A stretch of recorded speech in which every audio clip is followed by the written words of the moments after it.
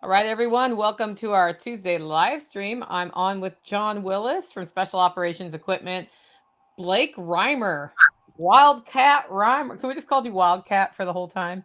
You can. I can tell you the story about how that nickname came around. Well, we'll start with that. But he's from Tennessee Mountain Farm, right? That's the name of That's your right. farm.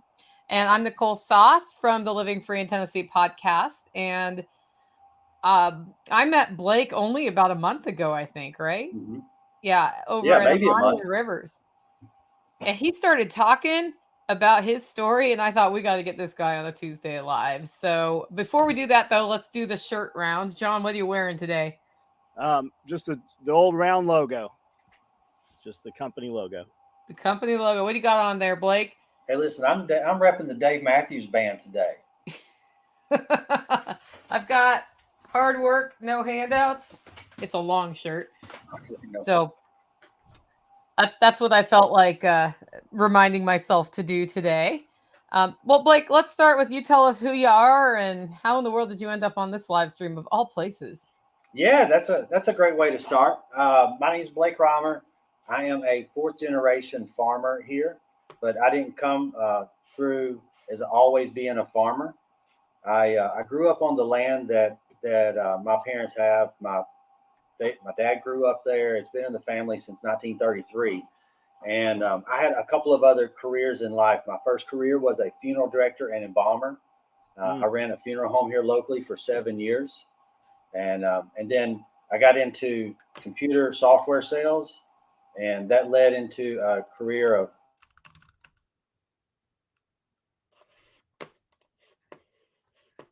easier in a time when no one wanted to do online stuff in medical hospitals.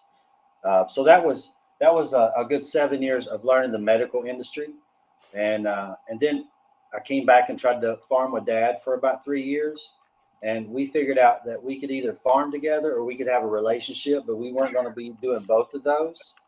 And so I got landed a really nice corporate job in medical sales, and was over the whole state of Louisiana and the coast of Mississippi for Drive Medical that made bent metal products, wheelchairs, hospital beds, canes, crutches.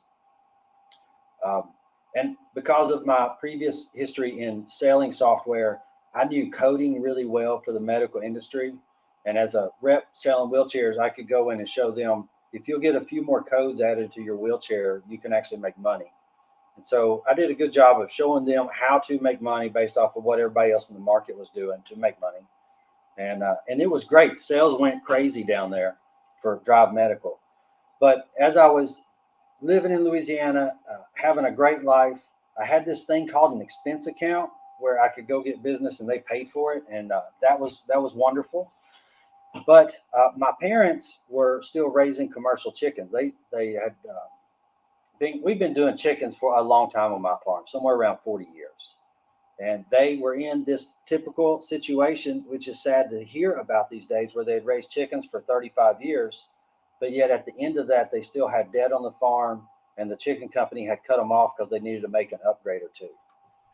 Um, Can you and kind of explain how that works? So they were doing the kind of chicken raising that we tend to not encourage people to get into, which is like the big chicken houses yeah, for a company like Tyson or whoever. yep. How does that work that you get into that? And how do you end up in debt on your own property that way? Okay, the way the system has been designed to work by these multinational corporations Yep. is that they get a farmer who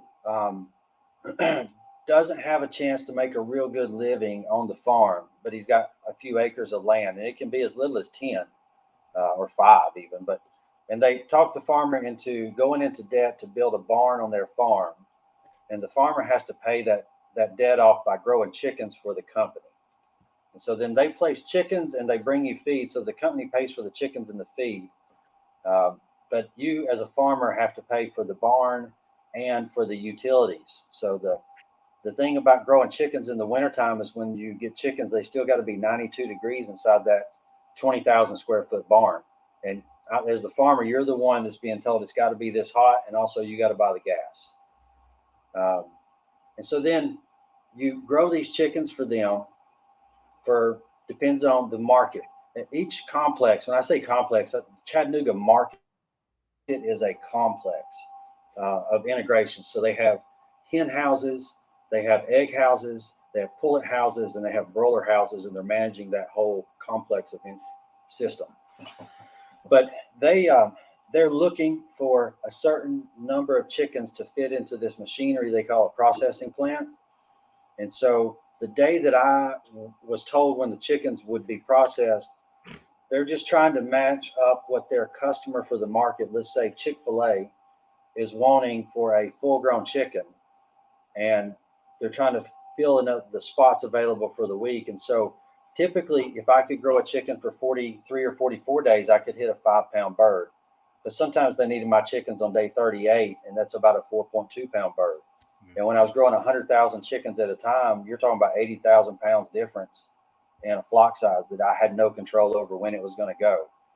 And when you're talking about getting paid by the pound, that could be a swing of $7,000 to $8,000 per flock 6 times a year, as to whether you were making money or skating by or not making money.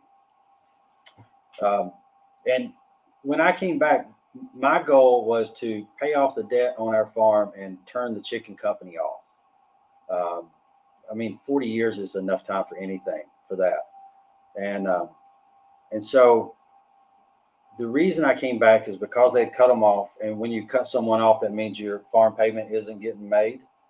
And I knew that Dad was carrying a lot of debt, and he wasn't able to keep his life insurance at the time. And it just started weighing on me in Louisiana, having a good old time with those Cajuns and enjoying life. But yet 3 generations of work and stress and energy and effort were all going to go away to the bank. I think we're having a couple of internet glitches here, guys, so stand by. And it was over Halloween one day. I came home, and I know that because he called me in November to agree that I could come back and take over the whole farming operation, and try to get things back on track. And so we left Louisiana. Stephanie and I, my girlfriend, we left Louisiana in 2018, January, and moved back. And got birds placed the 3rd week of January. And they'd been 6 months since we'd had birds on the farm. And then Dad got sick the first flock. We just got chickens placed, and he got sick, and he was ill from some accidents around. And so when I came back, I thought I was going to get to help them manage their commercial chicken thing and get that back on track. Well, I went way out to the back 4 acres of meadow that the chicken company didn't know about, and I'd raise my Joel Salatin pasture-raised birds back there and start my regenerative farming practice that way. So you knew you wanted to do regenerative farming, but you also knew there was debt on the farm and a history. Oh my gosh. Yeah. And I knew, like, from 10 years earlier, so 15, 16 years ago, Joe Salatin had these crazy videos on YouTube. And I was laying in bed, laying at the house at night watching YouTube videos of a guy who was getting paid $30 a chicken and not 30 cents a chicken. And I had decided when I went to Louisiana,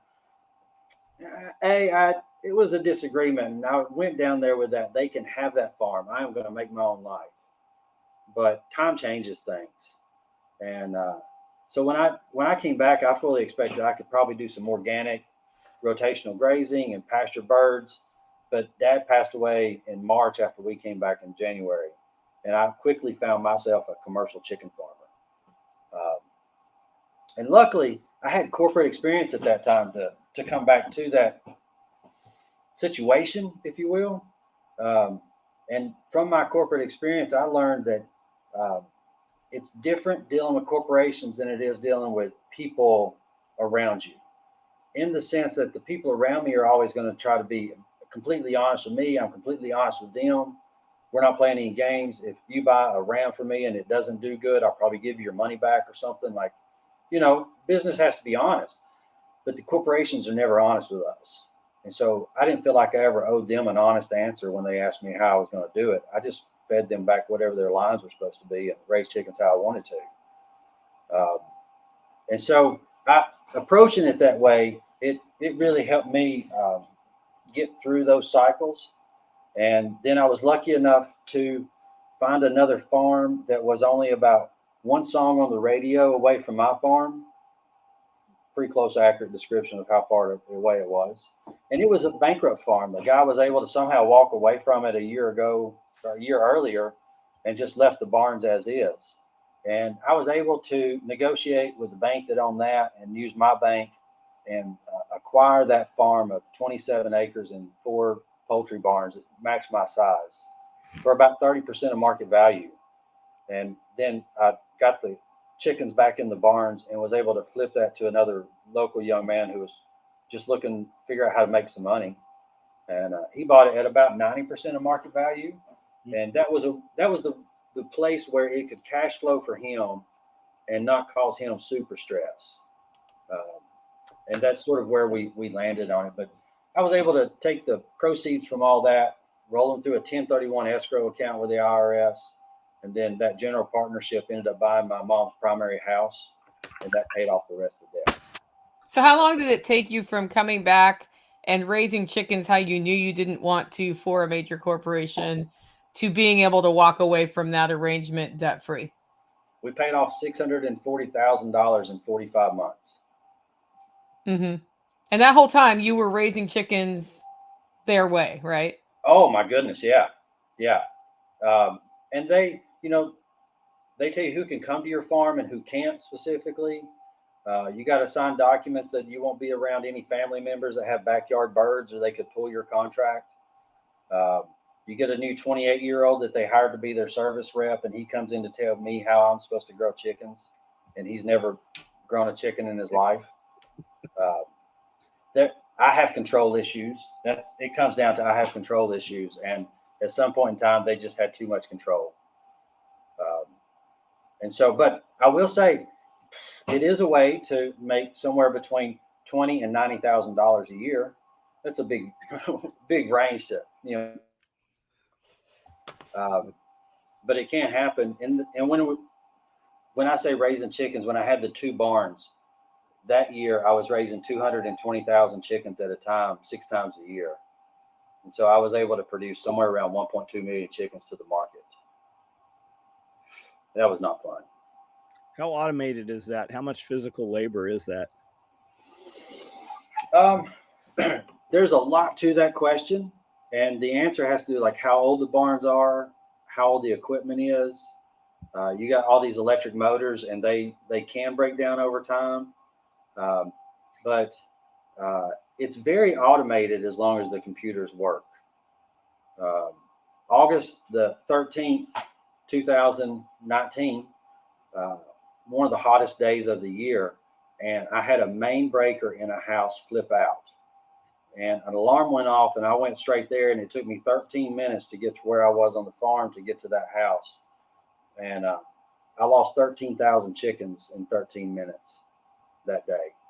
And we had a plan in place, with a contingency plan about how to deal with that. But by 5 o'clock that afternoon, we had them all buried in a really deep ditch.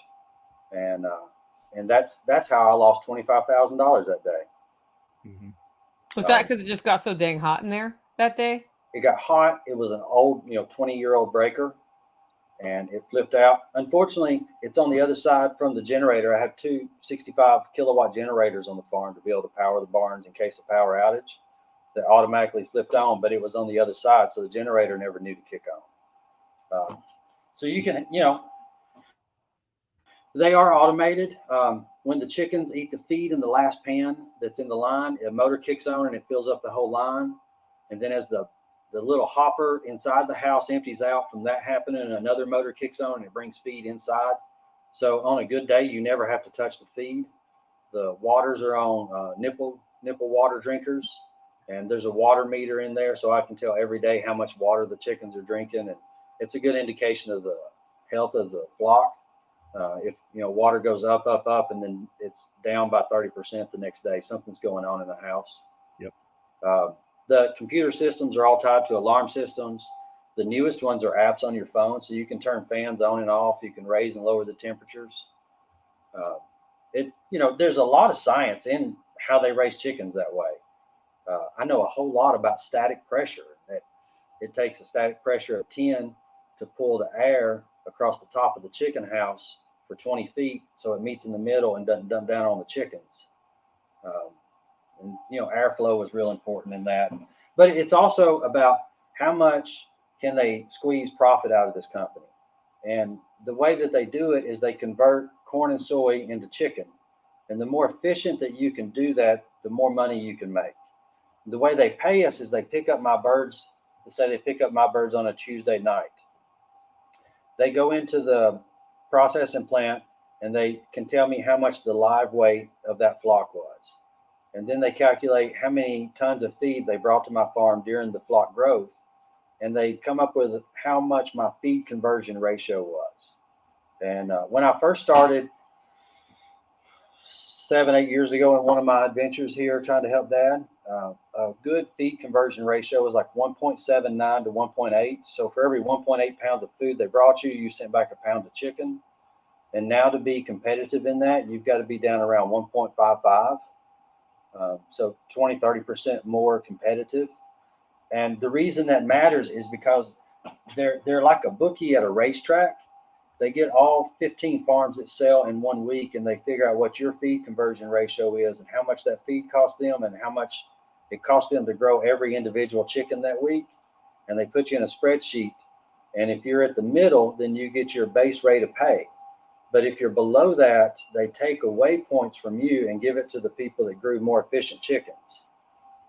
And so the chicken company never loses money on you growing bad chickens.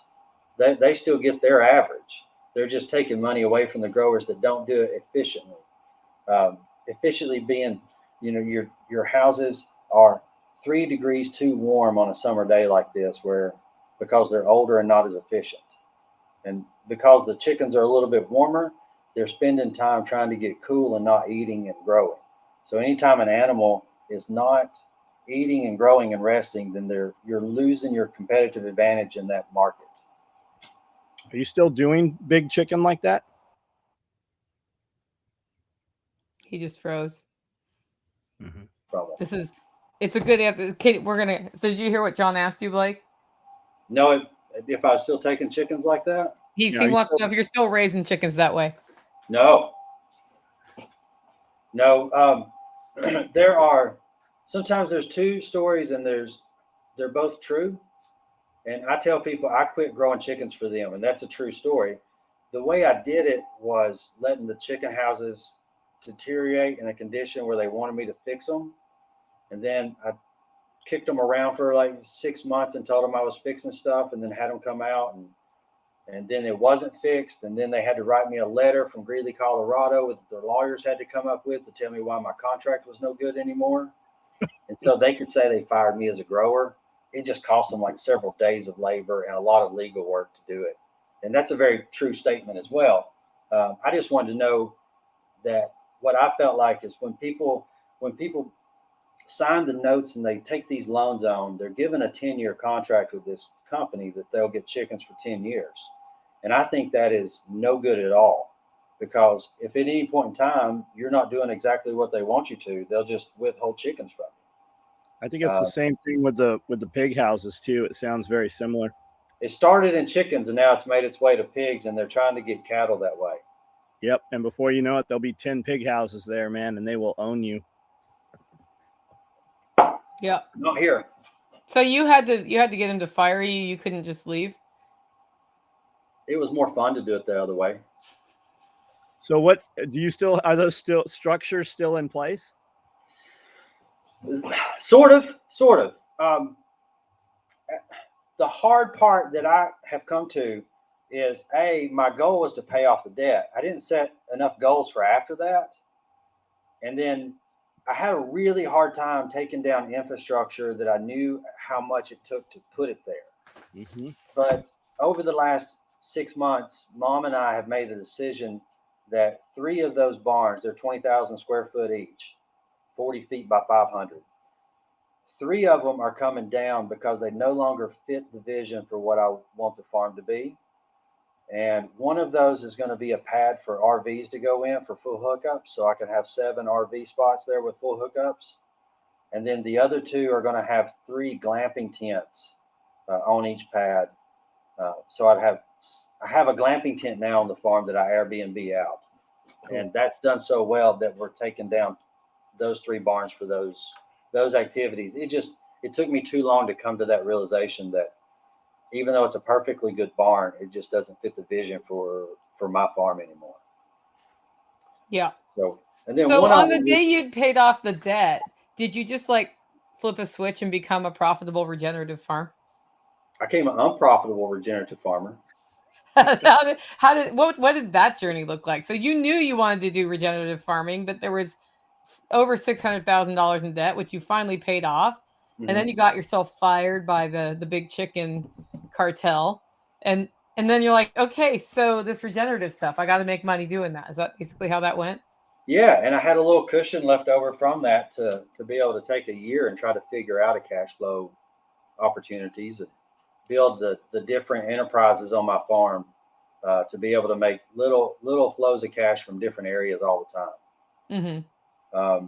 But while I was doing commercial chickens, I was already into rotational grazing of the cows. I had already built a no-smell indoor pig pen to be able to raise my pigs through the Korea natural farming system.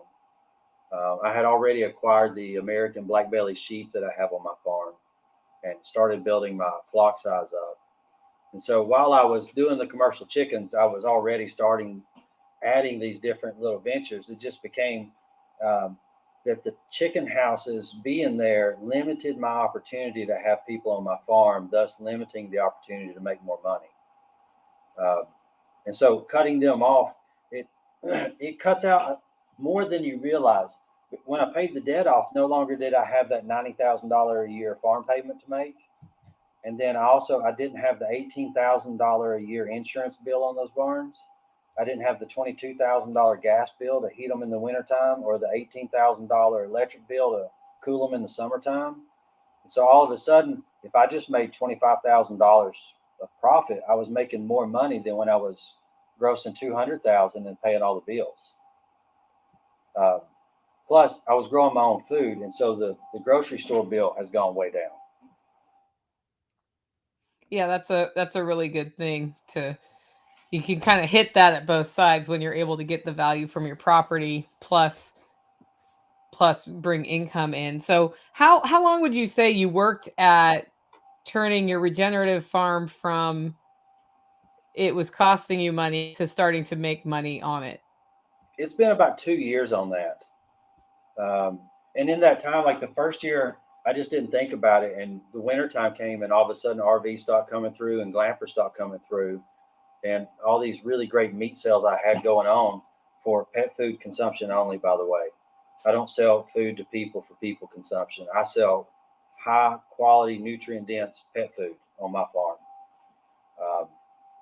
And when that dried up, I was like, oh my gosh, I had a good cash flow going for the summer and fall.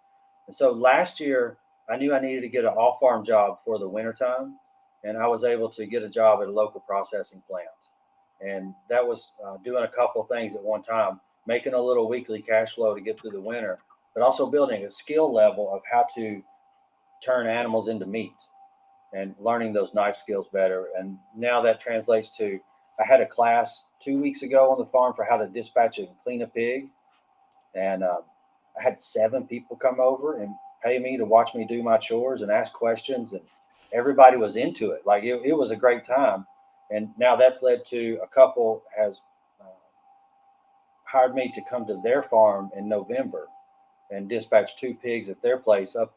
They said between Crossville and Cookville and then go north in the country. But we're going to do a class up there in November and let them have people over to their farm. And I'm really hoping this fall I'll do some daytime work at the processing plant. And then each weekend I'll be going somewhere to teach people how to dispatch pigs and clean them in a safe way and be able to cut them up the next day. Awesome. Yeah, a processing job is actually a really good fit for what you do because it ramps up so much during deer season. Yep. And the plant I started at last year because deer season hits, some of the other local processing plants don't process beef or pigs during November, December. And so that's a busy time for them to have someone be able to come in and have a skill set already there, just pick up and start deboning and cutting. The other unintended benefit that I got out of that I was not really thinking about is I don't have a wait list at the processing plant anymore. If I need to get a pig or a cow in, it's a week or two and not 6 months to a year. Yeah, that's a big deal when you suddenly have somebody who needs to stop jumping the fence. Yeah. Yeah, exactly. That's how things roll here. And So I know a then, lot of people are like, they want to see big ag turn farms into regenerative farms, and they're like, well, just stop doing it. What are your thoughts on that? I mean, they're going to go bankrupt if they just stop doing it, and they won't have a farm anymore. And they won't be able to feed that many people.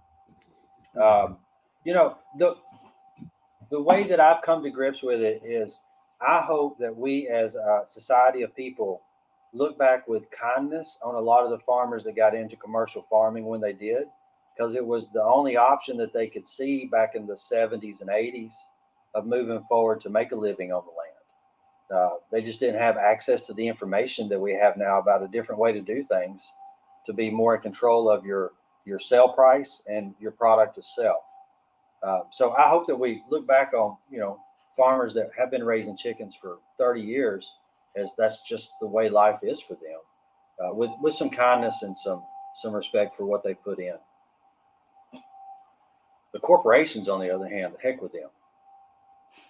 Cheat them every time you get a chance. Yeah. Don't buy their stuff if you can avoid it. If you can avoid it. Mm-hmm. Okay, so let's go on to Korean natural farming, because that's the real reason I dragged you on here today. So, okay. If I wanted to raise 4 pigs, how big of a pig pen would I need? Like 4 big pigs, the kinds that get like 600 pounds big pigs. So 4 breeding pigs, not meat pigs. 4 meat pigs. Meat pigs. Okay. Yeah. 4 meat pigs. How big of a pen would I need, and how do you do one that size without it smelling bad? Yeah, I think that for me, I have a 10 by 12, so 120 square foot pen for 1 pig. Oh, he cut up. Oh, wait, am I there? So we got to 120 square feet for 1 pig. For 1 pig. So for 4, like 500 square feet, 12 by 20, something like that. And then the Korean natural farming method is to start with stacking layers of different densities of carbon. In my main pen, I started with lump charcoal on the bottom of it, about 6 inches deep. And then I cut fresh logs and had some dried logs and old logs. I got a lot of straight logs and laid them in the pen on top of each other horizontal. So there wasn't this crisscrossing the logs. It lay them in there. And it takes a lot of logs to build up a pen 2.5 feet tall with logs that way. But all the work on these pens is on the front end of it. After that, they're very little maintenance to take care of. And then after the logs, I put in about 1.5 to 2 feet of wood chips that have been dried. And I inoculated those wood chips with lactic acid bacterium labs, fermented rice water, basically. And then I brought pigs in about a week or 2 later. And so the charcoal acts as a diaper of smell. The logs will keep the wood chips in an aerated state, so the pigs don't pack them down and becomes anaerobic. It's always in an aerobic state. And then when the pigs do their business and poop and pee in the wood chips, the microbes encapsulate that and take out all the smell. And they also, the microbes will make their poop a organic material, an inert organic material that's not dangerous to the pigs anymore. And so as another pig may come by and check that out and eat the rest of the grains that's left in there, the pigs aren't going to get sick from that because the microbes are keeping them safe. It's 2 different organisms living in symbiosis inside the pen. And then as the wood chips deteriorate and the pigs eat away at the wood chips, I just add more wood chips on top of it with a tractor bucket and fill it back up about 6 or 8 inches at a time. And I do that about every 2 to 3 weeks. And then the microbes come up and inoculate those new wood chips on their own. And then the pigs have a nipple water that's protected so that they can't break it. So far, we're doing They're pretty good. pigs. A year and a half, 2.5, 3 years without breaking one so far. That one. Anyway, so the pigs stay in there. It's a confinement way of growing pigs, but it gives the pigs a chance to be a pig. They get to use their nose and build a little nest to sleep in every night, and they get to root around and look for the stuff in the wood chips. They're confined, but there's not an odor or a smell about the pen. My RVs that come through, you can tell if I have someone from Iowa or North Carolina and I accidentally say, yeah, you're down by the pig pen. They're like, hey, I did not sign up for that. I'm not going to smell pig all night. No, I'm sorry. Come on down here to this barn. And that also leads me to the fourth barn. I talked about the 3 barns and how I was going to get rid of those. The fourth one is my pig palace. I'm working on a system in there to have 2 to 3 sows in a 16 by 16 pen, and a alleyway so I can move my boar from pen to pen and let him do a breed cycle, so that I'm starting to be able to get piglets every 4 to 6 weeks by 2 sows each time. Is that 5 feet of material you have? Is that elevated up, or have we dug a pit where we start layering the charcoal initially? Mine is elevated up. Okay. And all if you get into Korean natural farming, you're looking like Chris Trump and a few of these guys who talk about how to do this. And that's where I learned a lot of my stuff was the YouTube University on KNF. All of them were digging down, but I feel like the reason they were digging down is they didn't have a 15-foot tall barn to go under. And since I had a really tall barn structure already, I decided to go up with mine. And it gives the pigs a nice elevated living situation for people to be able to come see the pigs at eye level. And so when you walk up to my pigs, they're looking you in the eye by standing there. And I think it's a 10-year system. I'm 6 years in, and I think I have 4 to 5 more years before the wood logs will finally deteriorate. And I'll just move the pigs to a different pen area, take everything down, and see if that's the way I want to use that barn in the future. If it is, I'll build another pen back like that. So we're not pulling any compost out of there or anything like that until year 10 about. And we have another freeze. We'll repeat your question when he comes There back. we go. Y'all paused on me. Okay, so did you hear his question? So you're not pulling any compost out of that? I'm just adding wood chips to it and letting the compost build up over the years. Now, that pen has worked very, very good. And I found that I want to sell more piglets for more people to raise their own pig for their own family. That's one of my missions, to let people know you can do this. And they come to my farm and they see this big open farm and a big barn, and they're like, oh, I'd love to do this, but I don't have a barn. I don't have a farm. And so about 3 months ago, I talked Mom into letting me build a no-smell pig pen in the carport that's right next to our kitchen door. And is it no smell? But it's getting there. It's very, very limited smell. And I use what comes out of the first pen. I put it in a tote and bring it up there to this one, because that's inoculated microbe wood chips that the pigs have already pushed out. And I just have a little scoop, and I scoop it up and throw it in on where the pig's doing its business. And over time, it's definitely becoming a very nice centerpiece of my farm to walk up with guests and be like, and here's our pig, right by the house. And so I know it can be done, and I'm trying to show more people, like even on a small scale, you can take about 20 hours and build a pen. And then in the morning, you're talking about one little scoop of food in the pen, and you're done for the day. And then the afternoon, one more little scoop of food. And then maybe at lunchtime, if you got a little left over, you go scrape that out in the pig pen. He's our composter, he's our recycler, and going to be some really good bacon in about 4 or 5 more months.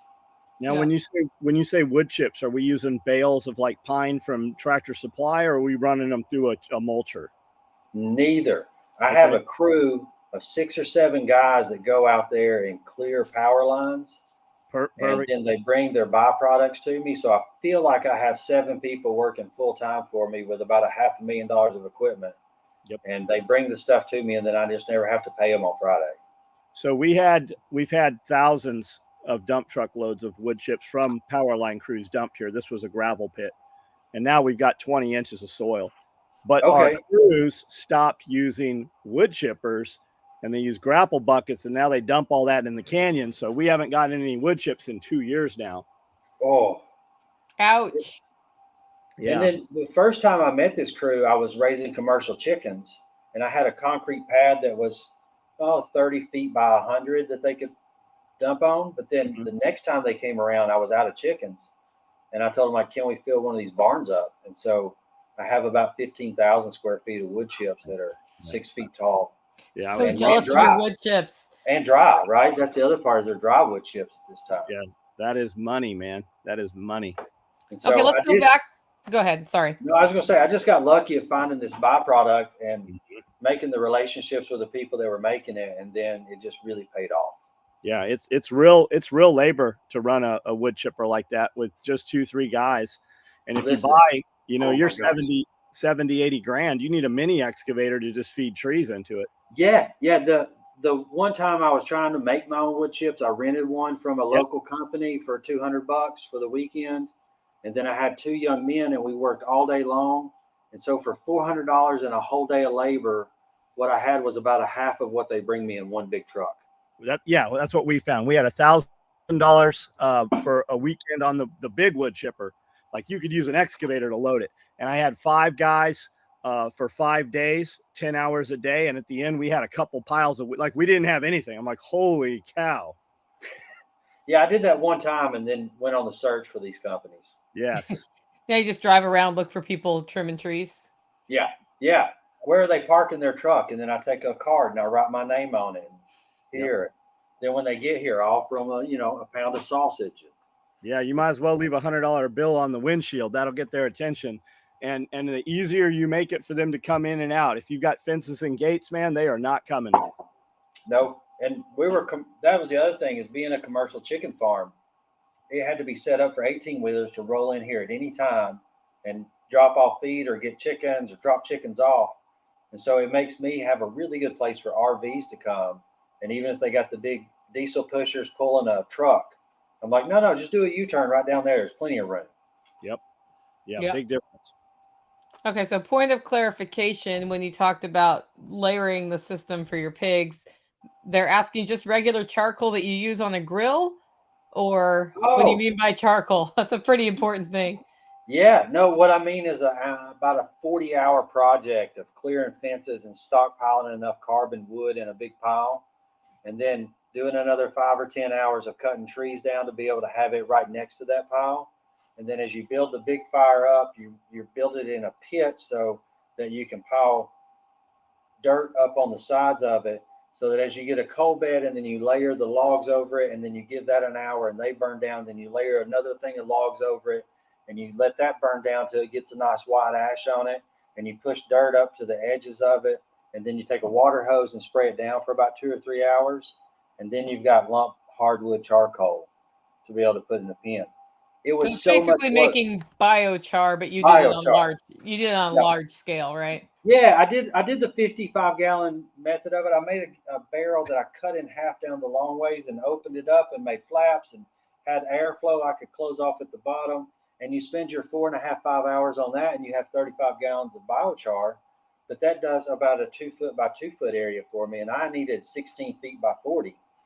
And so it was so much work that the pen that I put at my house, I didn't use charcoal, because I don't know how necessary it is for small scale. And the only way to find out was to build a pen and see if it stayed no smell without using the charcoal, so that I could know. Because a buddy of mine, Stephen Cornett with Nature's Always Right, did a pig video about 2.5 years ago with me at my setup. Number one question I asked out of that was, my goodness, how do you make that much charcoal? And it became like a stopping point for anybody to even start trying, is they're like, I can't make the charcoal. So the newest one, I just cut that out to see, is it absolutely necessary? And it may not be. Yeah, I was talking to somebody who built one based on your design, and he was like, I got about an inch of charcoal on the bottom. Work. It's like your shirt says. Yeah, it's work. Okay. How do you deal with ants in your wood chips? This person always ends up with fire ants when they have wood chip piles. Geez, why do they got to bring these things up? I haven't even thought about that. We do. We've got them in our wood piles. We have ants, turtle eggs, snake eggs, and lizard eggs every time we take scoops out of the big wood piles. Oh, I haven't noticed ants in them, but also I'm in a barn covered up. Yeah, his are dry, so the ants are going to be less attracted to that. If you have them outside, they are getting wet. I, too, do not worry about ants in my wood chip piles because I just don't care. I mean, I care when I get the fire ants on me, but I usually can tell they're there, so I take steps to not get them on me. My fire ant battle is around my in-ground hydrants that I have buried pressurized water line for the animals with quick connects. And I use a round plow disc as the cover of that. And that plow disc creates so much heat that apparently fire ants love it. So about 3 times a year, I have to buy a few bottles of the fire ant repellent stuff and carry and sprinkle over every one of those. Or I'm playing that fun game of, can I plug this in and not get bit? And you lose. Yep. I know this game. Orange oil works very well. Orange oil? Yeah. Yeah, okay. I'll send you a link to the one that works really well. Yeah. See, I want to be as regenerative as possible, but I don't know a lot of the things that even first generation regenerative farmers know because I came out of the commercial world. Mm-hmm. And so it's nice for me to get perspectives of like the orange. I would love to use that instead of the fire ant chemical. So I'm here. It melts their exoskeleton, but it won't melt your plants. And so you get to envision the ants having a horrible death where they melt from the outside in. So there's also just some satisfaction that comes from doing the orange oil drench. Yeah, they are having horrible death. I'll take it. Yeah. The vegans don't care about those small plant people. You know, we don't have to either. Yeah, they say mix it with boiling water. I just mix it with warm water. It still works. Okay. Yeah, I've mixed it with cold and it still works. Yeah. So, but yeah, the charcoal question. I don't know that it's absolutely necessary. And yeah, so your pen by your house doesn't have charcoal, and you're still not really having a smell issue there, right? That's correct. It's a little because it's right by the house. I go by when I get in here in the mornings and see where he's done his business for the night, and I take a scoop of stuff and just put over that. And then at lunchtime, after he's ate breakfast and done his bit, 3 times a day I go by there.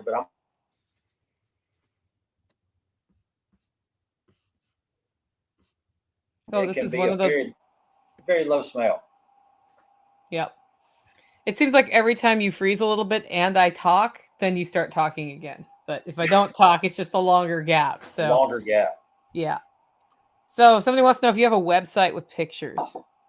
Instagram is my best place for that. I let my website go, and I think I should get it back, but I haven't made that decision yet. But Instagram and YouTube is where most of my social media goes to. What's your Instagram? It's Blake Rymer, BlakeRymer. I think that if you pull up TNMTN Farm, Tennessee Mountain Farm, but through the abbreviation, that comes up as well.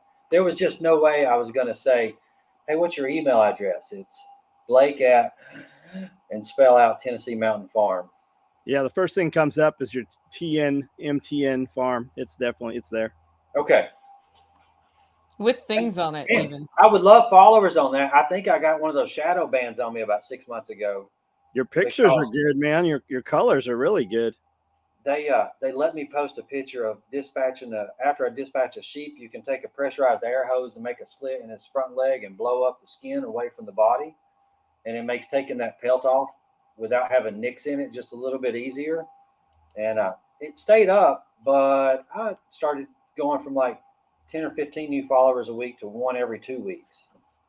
And so I'll take it. I don't care. So they didn't like the skin balloon approach? It was the testicles blowing up in the skin, I think, like balloons that made it sort of. TikTok wouldn't even let me post it.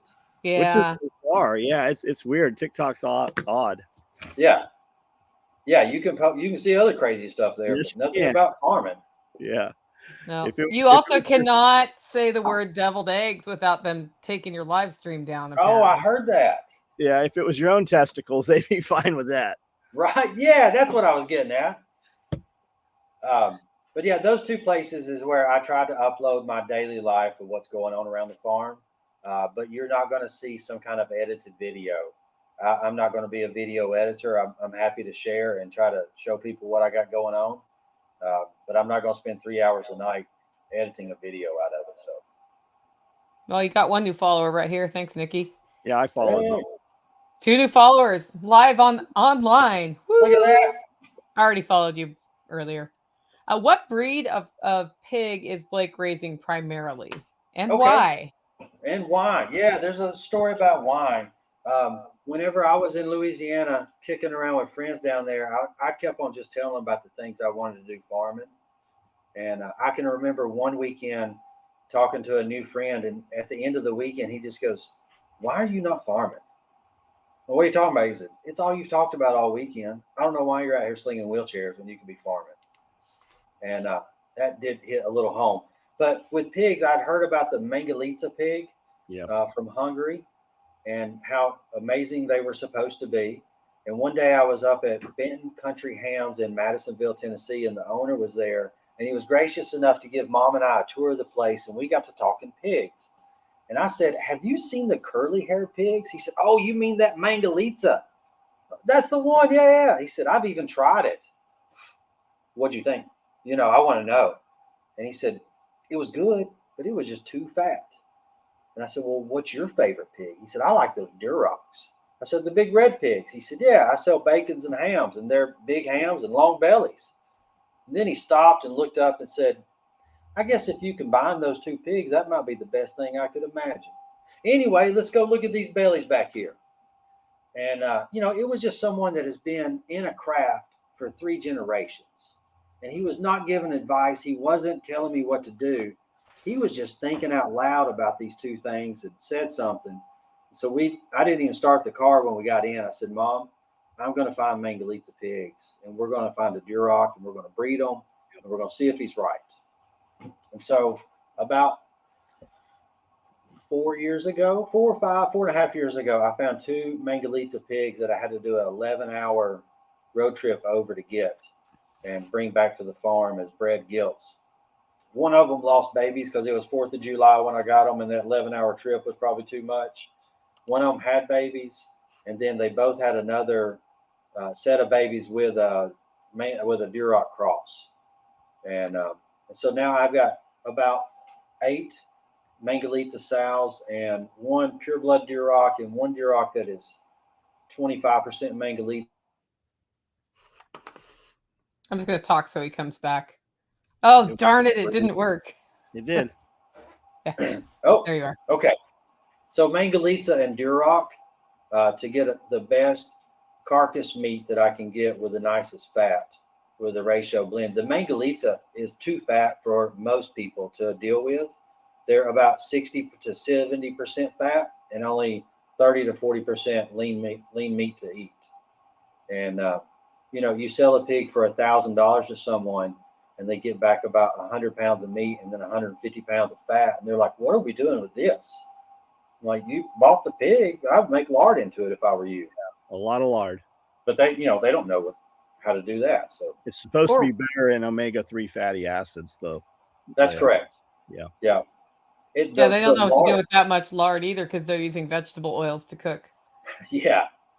That's some of the changes I've been able to experience that were not intended along the way, but came to realize I'm going to cut out any seed oils now that I can make my own lard and my own tallow. And we have oil around to be able to clean pans with, but we don't cook with it anymore. The only time oil ever happens at my house, and it'll be like an olive oil or an avocado oil, is when somebody else is cooking for an event here, because they just cannot wrap their heads around, we're going to melt this, tallow or whatever and cook the thing. They want that quick liquid. Then, I like doing beef tallow in the offset smoker if I'm doing some pork butts. And so when you render that tallow in the smoker, it picks up that smoky flavor. And then when you're deep frying chicken wings and smoked beef tallow, it's a really delicious. That's a great idea. I should smoke my beef tallow now. I'm smoking tomorrow, so. Yeah. So That's a wonderful idea. any more pig questions? I don't have pig specific questions from the audience, guys. If you want me to see your question and I missed it, just put the first word or two in all caps, because sometimes these eyes aren't what they used to be. John knows nothing about that. But I would say, I mean, I have lots of pig questions for you. My big question is, why did you decide to go with the Korean natural garden, like more confined method, with a 63-acre farm where you could rotate them if you wanted to? What made you make that choice? Having pigs out on the farm in electric netting or electric fencing, I've done that for a few years at different times. Like I've run the pigs through the bottomlands to clear out stuff and parked them to different areas. But if you have pigs outside in electric netting, you're probably going to have loose pigs at some point in time and start chasing them around the farm and try to get them back in. Hopefully you're trained them to a feed bucket sound so that when you rattle that feed bucket, they come running to you. And right now I'm in a place where I don't have the extra time to be able to chase pigs if they did get out. And I like the environment that they're in with the Korean natural farming. But the Korean natural, why even do that? It's the craziest sounding idea is why I did it. Like you can build a pen indoors and not have a pig smell. You look like a snake oil salesman when you tell some old farmer that's been used to what pigs smelled like outside his grandfather's house. Like it doesn't make sense. And it was just something crazy enough that I wanted to see if you could do it. And so that's why I went with that method. Was it just looked like the best and most efficient way to spend time in the future was to have a very low maintenance pig pen that had no smell. And nothing about that statement makes sense when you say it out loud until you see mine in practice. And so, yeah, that's why I went down that path. Is like, if you're going to have people come to your farm, and that cutting off the commercial chicken houses has let us open up our farm to more guests. And how many pigs do you run at a time? Like how many pigs do you have right now? 2, 7, 11, 12 or 13. Ideally, my sows would be in groups of 2 in a pen, and the boar would move, and I would have a group of piglets every month being born. I feel like I'm probably 6 months away from that. And I'm also at a point now where every litter of pigs, I'm going to be keeping the best female out of that litter to start building up a replenishment. Over time, I want to have a breed of pigs here that I've developed from the Duroc and the Mangalitsa that's not true to either one of them. And maybe even. It's always like at the best part of what he's saying too. Grow out. Oh, there we go. Yeah. Looking at how the pigs grow out and seeing what I can do to add a good meat to fat ratio. So over 15 years from now, I'd like to have a very special pig that you could only get here, and have a very special price for that pig. Is your main product piglets? For the pigs, it is right now. Just this week, though, my buddy Cliff Davis over in Middle Tennessee in Summertown posted this picture of a pig roasting box. And the next day I heard Carl Blake on a podcast talking about his American Hot Box pig roaster. And I've been diving into that, and I'm telling you, I'm going to have something like that.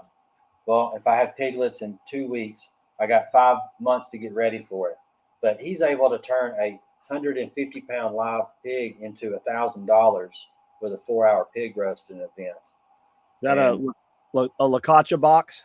Yeah. Yep. Yeah, we had one. John Witherspoon did a pig here in one, and it was awesome. Yeah. I mean, then you're talking about you've got runts every now and then that just aren't going to make that 300-pound weight no matter what you do. And you pull a few of them back and line up some events. Every sow that has 8 piglets, you sell 5 of them for 150, and keep 2 or 3 of them to sell for $1,000 at an event in 5 months old. It's the path that I see forward for making money with pigs. Plus, you get that instant gratification of someone eating a pig that you raised, you prepared, you cooked, and then when they eat it, they say, "This is the best thing I've ever had in my life." Anyway, I'm very excited about the future of pigs. I am able to get 150 for piglets, and I still have a waiting list for piglets because I don't know what I'm doing, and I'm just trying my best to make pigs. And I lost a few cycles along the way. I had a herd of pigs that I felt like were being pushed a little bit too much, so I gave them 8 months off. And while they were off, they were down in the woods being moved every 2 weeks to a new paddock. So I've done a little bit of everything with the pigs. I'm trying to figure out the way that's going to go forward and create a small production system. I'm not interested in large production. I'd rather make more money doing classes, teaching people how to dispatch and clean pigs and cook pigs than I would have to grow 100 pigs a year and raise them out. So I'm trying to stay small scale and more about education if I can. Awesome. What else? So what do you do with the rest on that 60 acres other than those pigs? I have American black belly sheep. As I started grazing cows in a rotational fashion, I realized that they are not eating as everything that they needed to in the grounds. Now, I didn't know what I was doing either, and you could probably get them to, but the sheep will eat those stemmy forbs that the cows aren't going to eat. They're going to eat buttercup, which we had this invasive buttercup. They're going to eat ragweed. They're going to eat, a lot of different things. And so I knew I needed to add sheep to the mixture. And I knew I wanted hair sheep and not wool sheep. And in the hair sheep world, I had some neighbors that were already raising Grand Champion Katahdin sheep. So my corporate life taught me don't try to get into that war where you're trying to sell against someone who already has a fantastic flock. And I'd heard about these American black bellies and all the characteristics of them that I wanted. Hair sheep that shed, low maintenance. They do good of raising their own babies on pasture. They're parasite resistant more than other sheep, and also they look beautiful. And so it took me about a year at least, maybe a year and a half of searching for American black bellies to be able to find a flock that was close enough to me to buy. And that was 2.5 years ago. I started with 10, and now I have 29, 28, somewhere in there. American black bellies. I'm selling rams at 6-month-old to people that want a breeding ram. And then next year, I'll hit my target number of probably 40 ewes. And after that, I'll start selling breed stock of unmatched pairs, if you will. My brother and I just talked about a color coding system for the males for next year so I can know who bred which ram or which ewe. And so I do hope to have by next fall 50 to 60 6-month-olds of male and female to be able to sell. Awesome. And you have a special one right now. Tell us about your special ram. Oh, I have a special ram. After 2.5 years, I have my first bottle baby ram. I'm convinced coyotes, the sheep got off the. Oh, are you back yet? Uh-oh, there we go. It's like it's on a schedule or something. Yeah. I looked out and saw a brand new baby lamb in the field, but no mama around. And I wasn't sure what had gone on, so I grabbed him up and put him in the truck and tried not to touch him too much. Took him to the sheep flock, got them on the farm, but none of them would touch him. None of them looked like they had a baby. And the next day I was talking to a neighbor, and his helper said he saw 2 black coyotes at the top of the hill the day before. And because they were off of my farm, my 2 guard dogs probably weren't looking for the sheep where they were. And I think a coyote got its mama is the best thing I can come up with. I have 6 hours of hiking around 3 different farms trying to find that sheep, and nothing has turned up yet. But so I got Buddy, and I was not ready for a bottle baby. So I had to go to my hardware store, and on the way, they told me they didn't have anything. So then I went to my co-op. They had some goat colostrum. Yeah. Sheep milk replacement and bottles, but no colostrum. I went to Tractor Supply and got goat colostrum and came home, and we've been bottle feeding him, hoping that Buddy makes it. He's getting stronger every day, and it's sort of fun to bottle feed baby lamb. It's fun until you're like 2 weeks in and you haven't slept. Yeah, I'm wondering about that 3 to 4 week time, and we're like, how long do we have to do this for? Is it 5 or 6 weeks you're supposed to bottle feed them? I went 12 with mine. 12. But you don't have to. A lot of people will go like 6 weeks, and then if they don't make it, they don't make it. I didn't have a good way to transition mine to a supplemental grain feed because Okay. we don't feed our sheep grain. I've been And thinking about that too. but if there's grain around, guess what? Everybody's going to want some. So Yeah. I thought it was more important to keep her with the flock than worry about getting a pound of grain down her without anybody else doing it. So we went longer. But it was not every 2 hours for 12 weeks. Okay. Yeah. Yeah. John, I just harvested a 2-year-old, 2.5-year-old ram yesterday. And I think he hung at about 85 pounds on my rail after being cleaned. And then the first couple of rams I harvested, I just composted most things. And then I started keeping the skulls, and I do a European mount on the big skulls that they have with those beautiful horns. Yeah, and this time, yeah, they spiral out. And I'm weaning out based off of body condition size, color patterns, and also the spread of the horns.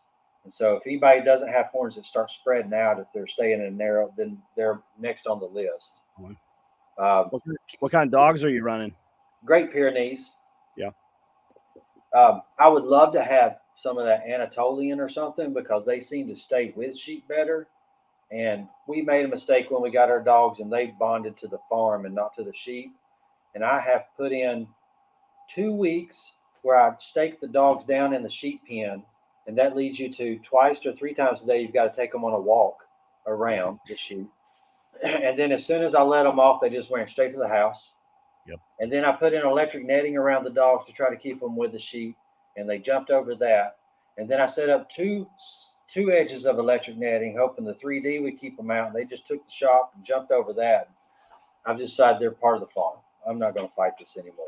Looks like Angie has an Anatolian she'll give you. Yeah, the Pyrenees will wander. The Anatolians have more aggression to them also. Like they'll handle coyote load or predator load much more aggressively.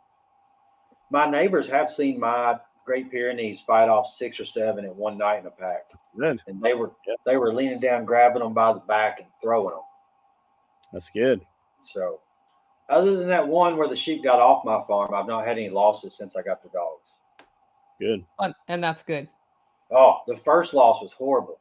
We had babies in July, and then we went to see the Dave Matthews Band out at the Gorge in Washington State for a week and came back, and there were 10 adult sheep and no baby sheep. And I think coyotes had picked off all 7 babies while I was gone. Or hawks. Or hawk. It could have been hawks too, or buzzards, because we have so many commercial chicken farms here. All those dead chickens out in the compost piles, the buzzards are horrible. Yeah. So, yeah, that's another PTSD moment of walking around finding the adults and no babies. Yeah, I imagine. We've been really fortunate with our sheep here that I had one get sick when it within the first 2 months of moving in, and I ended up having a veterinarian out, and it had a brain infection, and that one did not live to breed. But while she was there, she was like, you need dogs with these sheep, because we were closing them in a barn at night because I was worried about the coyotes. And she's like, I know somebody that has 2 Anatolian Pyrenees mixes that have already killed. They were 9 months old, already killed a coyote, and the lady just doesn't want to feed them because she had bred them for somebody, trained them for somebody, and then the person didn't want them. And so I ended up it was a total score. I got 2 neutered male, know how to kill things, Anatolian Pyrenees mix, and it took us about 6 weeks to orient them to where they were completely oriented with the sheep, because they had been protecting goats. So we had to change breed and also stay with the sheep in the pasture instead of try to come back to my house and say hello, which I told you earlier. If the sheep get out, the lead dog comes down and is like, hey man, we got an issue over here. So he totally knows where I live, but most of the time they just stay with the sheep. But we have had 0 predator problems since, and I hope saying that out loud did not change my future on that one. If you have livestock, you have dead stock. Yeah, that's true. We've had more issues with weird bloat or weird disease. When the sheep first got here, we had that first 6 months, every so often there'd be a weird bloat thing. And we lost one to it, and everybody else we were able to get past it with, just natural methods. And also every one of those has not, I sort of have taken, as much as I hate to do this because it's always the ones you like the best, we've been pretty good at not letting but sheep pass on genetics when they are susceptible to things. Because I feel like that's how you end up with, 3 generations from now, a really weak, sickly animal. So, I'm sure like a ewe who is a good producer and a good mother, I'll totally let her have babies until she's old if she was sick once, but then we won't let the babies pass anything on. Those are just meat babies at that point. Okay. Yeah. But my flock's smaller than yours. I've got about 16 right now. It's getting exciting. I only had to dole out about $3,000 for a flock of sheep and wait 2.5, 3 years to be able to make some money. But I can see a path forward with them now. And so it was nice to have that commercial chicken money coming in for a few years to be able to get some of these projects started where I didn't have to worry about funding them on their own, that the cash flow from the chicken farm was funding a lot of it. John, you going to be processing any of your sheep this year, you think? No, I've only got 5. I've got a ram I need to probably get rid of. John's ram was so asleep on Sunday morning because I was at John's place at about 6 a.m. or 6:30. That ram was just like so out that I thought it was dead. Just laying on his side. He was just like, he was on his side, eyes were half open, like not moving at all. Everybody else is like sitting there with their heads up. Well, they were probably on high alert the whole weekend. I mean, we had guns, you had machine guns, you had flamethrower, bonfires still burning out here, so they're probably in a state of chaos. Yeah. And I walked over there and he hopped up and ran off, and I was like, okay. I still haven't figured out a good way to have a class on how to dispatch sheep, because I call it more hunting whenever I have to take out one of my rams. Got to shoot them from a little bit of a distance because they won't get close to me enough to catch them and be able to just stick them. And I had one time where I thought I had his horns, but he had my hands. And he turned that head and I just raked the top of those knuckles. And a good friend was with me and he said, not for nothing, but you got to figure out a safer way to do this. Yeah. And then yesterday I learned that a 22 Magnum won't go through the front skull of a 2-year-old American black belly ram. It's going to have to be placed right behind the eyes. I'm glad people weren't around to watch that. Yeah. But, I did take a ram down effectively and, did the job. But just some of these things I'm learning on how to do it better that I really don't know, but I make it look like I've figured it out the whole time. Will they come to feed? They will get close. Because I give them pellets each day. Just a 1 gallon, and I put it in 2 stainless steel bowls so that anytime they've ever gotten out, we can just shake that feed pitcher and they'll come to us. We can get pretty close. I mean, you could almost touch them with a rifle and dispatch them at that point. Then it comes back. Maybe. Yeah. Well, there you are. Yeah. Okay. They're trained to sort of know what that feed bucket is. I keep a bag of alfalfa pellets here to give a treat. But I have my one older one, Hercules, that's 6 years old. He was petted a lot as a baby, so he comes up and I can rub his side. But the only other time I've ever touched the other ones is to put them up in a pen to let someone come look at maybe buying a ram, or to catch one up to dispatch it. But other than that, I haven't touched any of the others. Yeah, we take a 1 gallon, we put it in 2 stainless steel bowls. So at any time we can get close to those things. You could almost touch it with a rifle. Yeah, it's something I definitely need to make a little corral kind of place here to be able to, because right now I'm on an open breeding cycle with the sheep to try to build my numbers up as fast as they will reproduce. Next year, I'm going to go to a controlled breeding cycle. So probably after April, whenever they have a cycle in April to May, I'll take all the males out and I'm going to wait until November 1st to introduce them back. So I get early March babies. around here in Southeast Tennessee, that seems to be the best time for them to hit the ground. It's still a little cool, but it's not going to be really freezing. There's no flies out yet, but yet there's already green grass starting to grow. I think that'd be my ideal time, is to have babies in March and then April, May, June, July, August. Have a sale in September, and sell as many as I could in September, so I don't have to take those through the winter time. Ours always drop whenever there's an ice storm. It's a good time. Look, we're going freezing weathers for a week. Let's get baby lamb out here. Yep. I had birthing season in March, and it lasted for 4 weeks because the ones who were ready when the ram came got pregnant right away, and then it took the other ones like another month to cycle. So I felt like birthing season would never end this year. And of course, it was right around the Spring Self-Reliance Festival. So I was really hoping to get to Self-Reliance Festival with everybody born, but I didn't. We had one born during Self-Reliance Festival, of course. I wonder if I could bring Buddy up to the Self-Reliance Festival. He'll have a collar on by that time, I'm sure. He's his bottle baby. Yeah. They were joking because I already had a bottle lamb during SRF. They're like, why didn't you bring her? And I was like, because I didn't want to hear her all night. That's why I didn't bring her. And then also I do a small amount of pastured chicken. Last year I was trying something, brooding baby chicks and selling them at 21 days old for people to raise pastured chickens. And I learned that I was not good at that yet. And I lost a ton of money on chickens. And so this year I've done one batch of 35. I'm going to do another batch of 50, maybe 2 more batches of 50, just for my family to have chicken for the year. It's the weirdest thing. I still can't hardly figure out how to make money doing pastured poultry, even though people will pay $15 a pound for breast meat, for boneless, skinless chicken breast.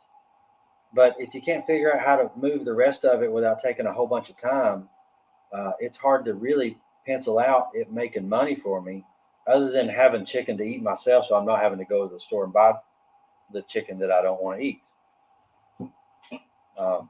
But yeah, I don't know about a good model for how to make a decent amount of money on pastured chicken would be nice to see. And every video out there tells you that you can do it, but I mean, you got to have that client ready to buy that stuff. I was going to say, so far, like even if you look at some of Will Harris's from White Oak Pasture, his interviews in the last 6 months, they don't know that they're making money off of chicken, and they're doing so much of it. And then Dave and Ginger Shields down in Jacksonville, Florida, like they have a model of about $500 a week, and that seems to make money for their family. But they're also having, all the kids do the labor with them. Mm-hmm. So if they were having to pay 4 other people $20 an hour to process chickens, would it make money at that point? And I'm still not sure of that. Salatin doesn't pay hourly for processing. He pays a certain amount per bird. And if you are a faster processor, you make more money from him. That's how I get paid to process chickens. Yeah. I have a friend that does about 80 to 100 a week. And I'm on his east side, the evisceration side. And I get paid.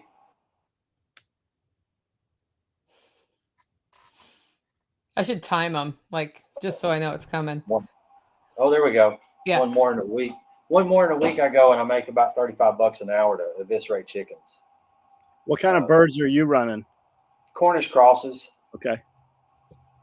So how much breast meat do you get out of a Cornish cross in 7 weeks or 8 weeks? Because I think that's about how long you're going. Yeah, I don't like 7-week-old Cornish crosses. Last year I played around with letting some go 12 weeks. So I would get to a 6.5 pound, 6.5 to 7 pound whole bird, because I'd heard all these things of if you let a chicken get that big, it's going to be tough. Well, that's not the case for this Cornish cross. They have an S growth curve. And so once they hit about 39 to 40 days, that chicken, if given the resources and the right environment, is going to put on more pounds in the next 2 weeks than it did in the first 7 weeks. There's a good growth curve through that if you feed them through it. Now, the challenge is right now feeding birds on pasture. My good friend Walter is only feeding early in the mornings, about 6 in the mornings, enough for them to get through the day, and then withholding feed because they were having heat strokes if he fed at 5 o'clock in the afternoon. We let some of those go 52 weeks. I had three roosters. 2 of them I had beyond that, even over a year. And I would walk out there and go, oh man, that rooster died. He'd be upside down with his feet just up, and you'd flip him back over, and he had just got upside down like a turtle and couldn't get back up. They were 25 pounds. 25 pounds. 25 pounds. So I like a 6 or 7 pound. My mom likes a 3.5 pound. But I did not find any toughness at a 6 pound Cornish cross chicken. If it was a Rhode Island Red or, a Freedom Ranger, it might be, I don't know. But, then I was getting 1.5 pounds of breast meat off a chicken. And so at $15 a pound, you're getting $25 or so just for the breast meat. I go 12 weeks on the American breast chicken, and their meat's totally different, but it's totally fine. It's not so tough you can't eat it. It's a little chewier. So but how much breast meat do you get off your Cornish cross? Like, can you make money by just selling skinless, boneless breast meat and eating a lot of dark meat at your house? You can break even doing a chicken that way, because I can get over a pound of breast meat off of it. And so if I'm getting $15 for just the breast meat, then I'm eating the wings and the legs and the thighs. Mm-hmm. The other thing I did was learn how to debone chicken just as quick as possible. And so I'll sell the boneless, skinless breast meat for $15 a pound, and then take all of the dark meat and the skin and the extra fat and somewhat freeze that, and then season it with breakfast seasoning, sausage seasoning, and grind it twice and make a breakfast chicken sausage that I can sell for $10 a pound. And so then you're able to get, $35 or so for the chicken at doing that. Yeah, we'll buy legs and thighs from you because that's all we want here. Yeah, it's my favorite part of it. Yeah, same. That's why I don't mind cutting them up, because I get the wings and the legs and the thighs. Yeah. That's funny, because it seems like if you break even with the breast, then it's like whatever you do with the byproduct is how you make your profit. Mm-hmm. It's the same thing with the sheep there. With if I can get $200 for a European mount skull, and I can get $250 for a really nice sheep rug, and then I can make $300, $350, $400 from the meat sales, then all of a sudden I'm putting together about a $700, $800 total price tag off of one ram, and that's definitely a level where I'm making some money off of it. And I didn't know any of those skills 6.5 years ago, by the way. When I grew up, we grew chickens. We didn't kill chickens. We didn't process chickens. We grew chickens. And so when I came back, I was just trying to get more in control of the whole process. And chickens is where I learned to start. And then we started with pigs, and then sheep. And I've done a cow on farm with some friends. And cows I'll just take to the processing plant. That's too much weight to be moving around. But for the rest of it, after 6 years or so, I feel very comfortable with the process of how to raise them, clean them, and then turn it into a meat product. Will the processing plant give you the cowhide? They will, yeah. Mm. Most of them would, if you contact your local processing plant and tell them you want a cowhide.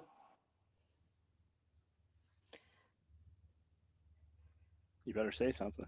Nice, it was 4 minutes. Every 4 minutes. We used to have people come at the processing plant that were asking for hides. It's just a byproduct there. It's going to get thrown in the garbage. Yeah, that's the same with the deer hides during deer processing season. They just have them at ours in like these 55-gallon drums rotting behind the place, and they throw them in a big pit and bury them. Yeah. And there was one time where the American buckskin was the most sought after leather of Europe. Yeah. Yeah, my buddy's got our friend's got a big butcher shop, and they actually compost rows of just all the innards and all the entrails. And they have a turner thing that just turns that stuff, and it's a hot compost. They cook it off, and it makes the best compost. Oh, now that's what, since I started having all these wood chips around, my other local farmers that are right next to me, I've started asking them years ago, like, if a cow dies, please don't bury it in the woods beside your farm, because that's creating a lot of coyotes for my sheep to deal with. Bring it to me and we'll bury it in the wood chips. And now 6 years later, I've started selling composted fertilizer out of that at $25 for a little bucket load of my 25 horsepower tractor. And chicken litter for $10 a bucket load, compost for $25 a bucket load. That's turned into another sort of pretty regular income source in the springtime for people looking at raised bed gardens and what to put in it. Yeah, we've done several hog processings here, and we take all the leftovers and put them in the chicken coops, and the chickens just run through all of that stuff. They strip it down. They'll strip it to the skull. That's funny. I take all of my products from the chicken harvest and give it to the pigs, and they do the same thing. Yep. It's like a symbiotic relationship. Yeah. And then my guy doesn't sell all of his gizzards. And so every week I'm coming home with 2 big Ziploc bags of organic pasture raised chicken gizzards. And the pigs love them. They see how many they can fit in their mouth at one time. Yeah. They'll eat everything. It's always fun when you line up the heads. Here's a bucket of heads. I get paid by the heart. That's the thing. Yeah, I get paid by the heart. Collect all my hearts and count them out and get paid by the heart. That's an interesting way to do it. You don't want a heartless bird in that situation. I know it. It also keeps you got to separate those things out so he can sell those by the pound too. Yeah, that makes sense.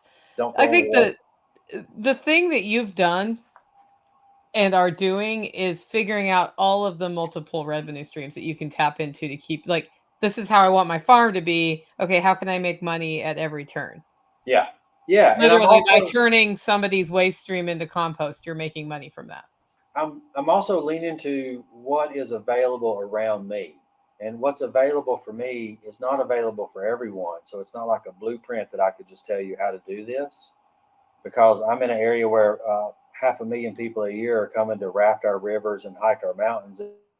And there's only 2 hotels close by. And so agritourism is something I chose to lean into because there's a market of people flooding to me in this area for that. So and just how can you make every little possible revenue stream out of it?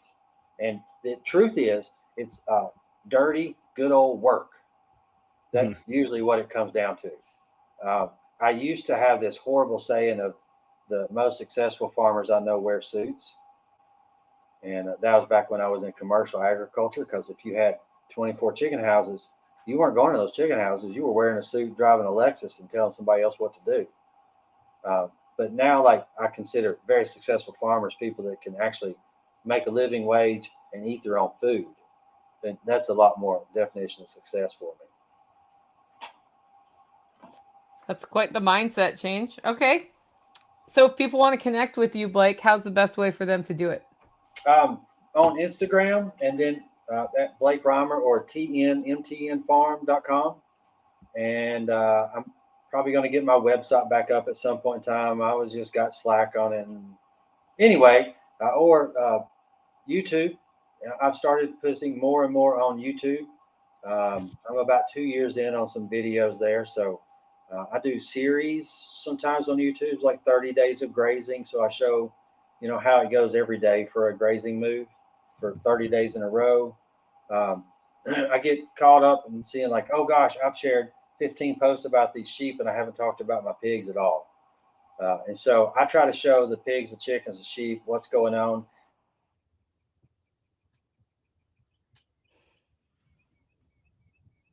I'm going to do a live stream while we're eviscerating chickens and show that and have people ask questions. Awesome. Cool. Guys, check that out. And for the audio listeners, I'll put all of those links in the show notes. And John, what do you got? What? Can I say, if they're in and around Southeast Tennessee or within a day drive of me, and you got two pigs or 1 pig and you want it processed on farm, I'm happy to be open about the conversation for coming out and doing a class at their place. Awesome. Cool. Yeah, definitely reach out to Blake for that as well. John, what do you got for us today? SOEtacticalgear.com. That's my website. On the YouTube channel that I'm on right now, I do a live every night, 9:00, every day of the year. We can discuss whatever you want to talk about. And come out to Self-Reliance Festival. That happens here on the compound. And we'll see you guys in October. All right, I'm Nicole Sauce from the Living Free in Tennessee podcast. And yesterday's show was all about 3 easy cheeses you can make at home, because making cheese is delicious. And so I highly encourage anybody who hasn't learned how to do that to check it out, see if you like it. That's at livingfreeintennessee.com. And we did just launch pre-event workshops for the Self-Reliance Festival this week, including 2 classes from Sonny Puzikas, 1 class from Chuck Peoples from Homestead Medical.